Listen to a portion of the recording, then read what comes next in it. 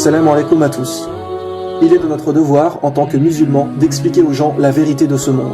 Il est de notre devoir, en tant que musulmans, d'aider nos proches, de leur expliquer qu'ils vivent dans un monde qui est une tromperie, où tout a été bien ficelé pour que les gens n'ont plus qu'une chose en tête, assouvir leurs désirs, tels des esclaves de leurs envies. La morale s'efface, la pudeur a disparu, la raison ne s'utilise presque plus, la pornographie devient banale. Nous voyons des affiches de femmes en sous-vêtements pour des pubs partout, des scènes de sexe dans tous les films. Trouver un site pornographique est aujourd'hui d'une facilité incroyable. Tout ceci de manière à ce que les gens agissent tels des enfants. Les enfants ne réfléchissent pas aux conséquences quand ils font quelque chose. Ce sont à la base les parents qui les éduquent, qui leur disent « non, ça c'est pas bien, ne va pas là-bas, etc. » Eh bien aujourd'hui, ils nous prennent tous pour des enfants, en faisant en sorte que les gens ne pensent qu'à assouvir leurs désirs sans utiliser vraiment leur réflexion. Un exemple, il est marqué « fumez-tu » sur les paquets de cigarettes. Non, il est bien carrément marqué « fumez-tu ». Et pourtant, rien qu'en France, environ un tiers de la population fume. Nous savons tous que manger dans les fast-foods, tels que McDonald's, détruisent la santé. Mais environ la moitié de la population y mange fréquemment. Et après cela, énormément de gens attrapent des cancers. Les statistiques le disent que depuis maintenant plusieurs années, un enfant sur deux plus tard dans sa vie aura un cancer. Ce sont les études des médecins qui le disent. Comment voulez-vous qu'un être humain reste en bonne santé toute sa vie si celui-ci fume, boit, mange dans les fast-foods, mange des sandwichs, des plats constamment cuisinés en boîte? Et c'est ce que nous expliquons. Les gens ne veulent qu'assouvir leurs désirs sur le moment sans penser aux conséquences qu'il y a derrière. Et mes frères et sœurs, il y a quelque chose de bien plus grave en termes d'actes qui a des conséquences. C'est vos actes ici-bas. Nous agissons sans penser aux conséquences qu'il y aura dans l'au-delà. Et ces conséquences seront peut-être bien plus graves qu'un cancer. Un cancer n'est rien à côté de l'enfer. À chaque chose que vous commettez, faites comme si d'un côté de vous, il y avait le paradis et de l'autre l'enfer. À chaque acte, dites-vous, si je fais cela, est-ce que c'est quelque chose qui me guidera vers le paradis ou bien vers l'enfer? Et si c'est vers l'enfer, abandonnez ce projet sans hésiter une seule seconde. Peu importe que cet acte vous faisiez envie ou non, peu importe que vos amis soient déçus de votre choix, au jour du jugement, vous serez seul, c'est vous qui rendrez vos comptes. Donc expliquez à vos proches vos choix, expliquez l'islam à ceux qui ne savent pas, et toujours d'une manière calme et polie. Ce ne doit pas être un débat, on invite les gens à l'islam, on ne les force pas. On n'est pas là à leur dire « Mais c'est vrai, tu es bête ou quoi, tu comprends rien, tu vas aller croupir en enfer ?» Non, quand vous invitez quelqu'un à manger, vous ne lui dites pas « Tu as intérêt à venir manger chez moi, sinon je te démolis. » Non, on est toujours agréable, on souhaite l'accueillir chez nous.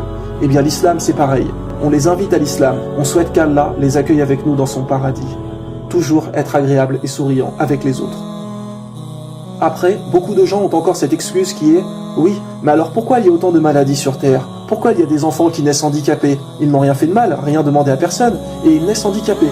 Pourquoi il y a des aveugles, etc. C'est injuste. » Eh bien mes frères et sœurs, voici les réponses. Voici pourquoi il y a des handicaps et maladies. Voici pourquoi il y a des handicaps et maladies. Voici pourquoi il y a des handicaps et maladies.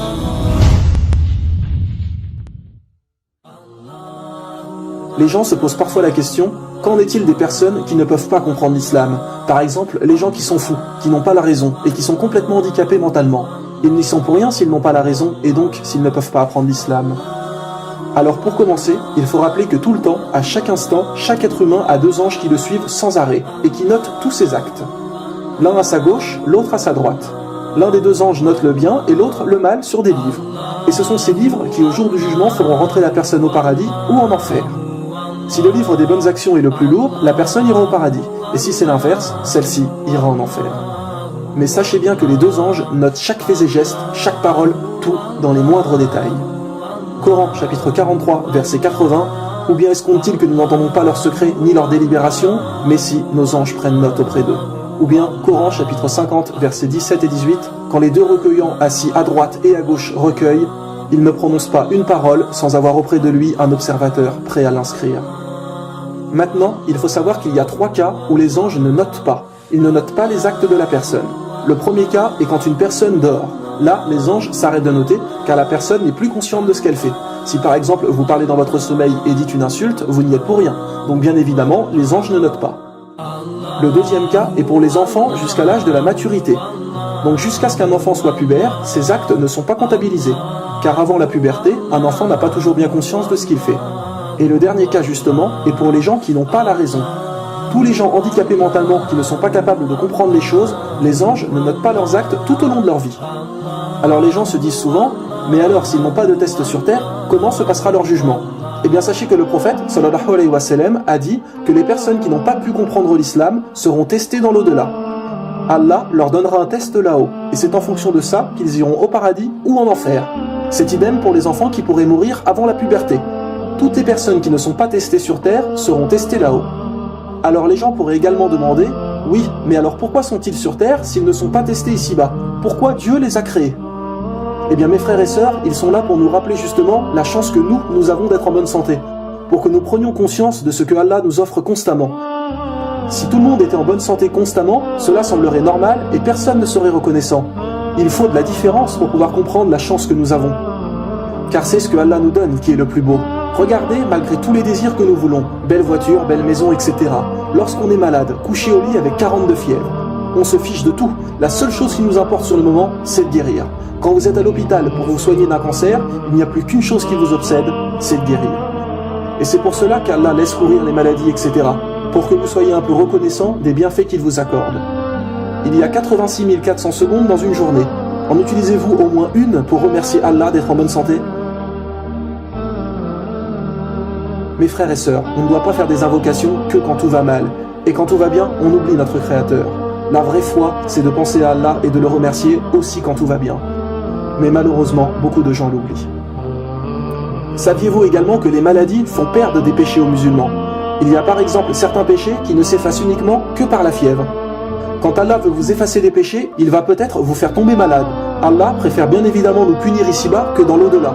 Car croyez-moi, la punition de l'au-delà sera bien pire. Tomber malade, mes frères et sœurs, est bien souvent une miséricorde d'Allah pour nous effacer nos péchés. Car il vaut vraiment mieux expier les péchés ici-bas que dans l'au-delà.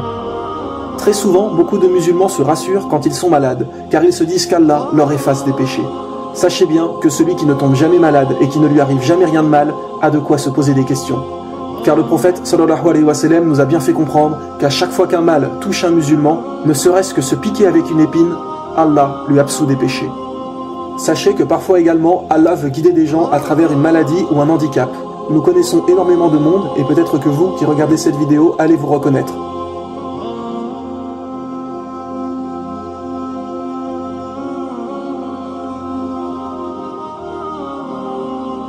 Par exemple, il y a un homme qui suite à un accident de voiture est devenu handicapé avec de gros problèmes respiratoires et cette personne avant son accident n'était pas vraiment dans la pratique religieuse et à présent, suite à son accident, il ne loupe presque aucune prière à la mosquée. Souvent des gens qui vont frôler la mort vont se rapprocher de la religion.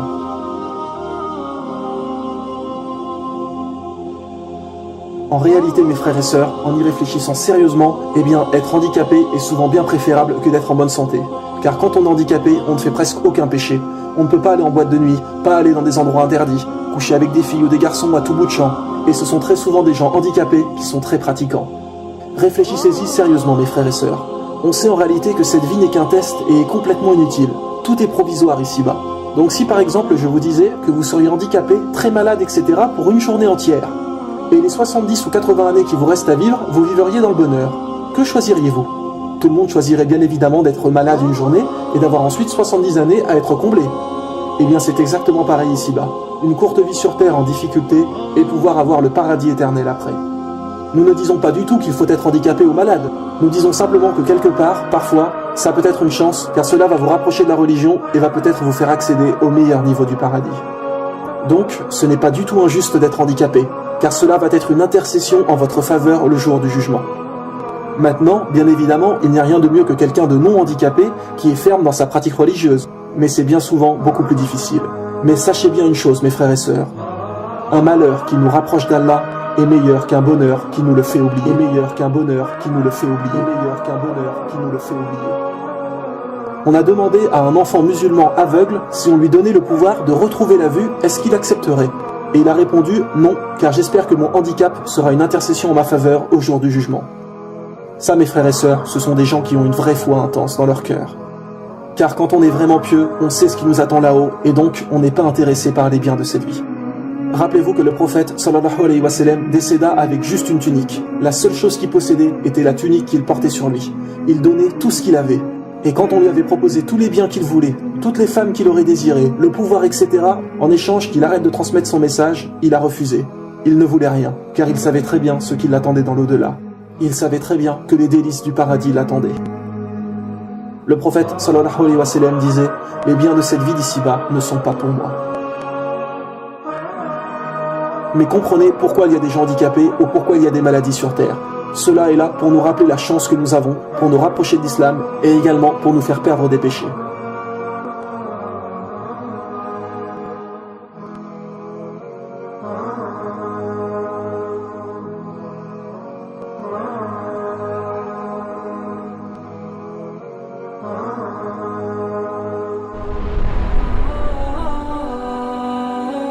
Coran, chapitre 29, verset 2, est-ce que les gens pensent qu'on les laissera dire « nous croyons » sans les éprouver? Certes, nous avons éprouvé ceux qui ont vécu avant eux, ainsi Allah connaît ceux qui disent la vérité et ceux qui mentent.